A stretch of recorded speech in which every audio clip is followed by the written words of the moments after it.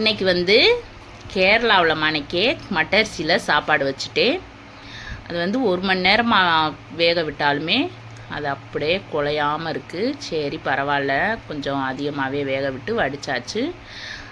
அதே மாதிரி அந்த சாப்பாட்டுக்கு பொருத்தமான கேரளா பருப்புதே வச்சுருக்கேன்.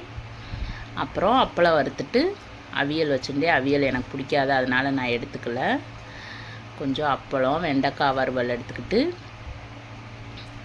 நேற்று இப்படி சாப்பிடணுன்ட்டு கொஞ்சம் ஆசையாக இருந்துச்சு. அதனால் இதே மாதிரியே நம்மளும் வச்சுருவோன்ட்டு நானும் கேரளா யூடியூப் சேனலை பார்த்துதே வச்சேன்.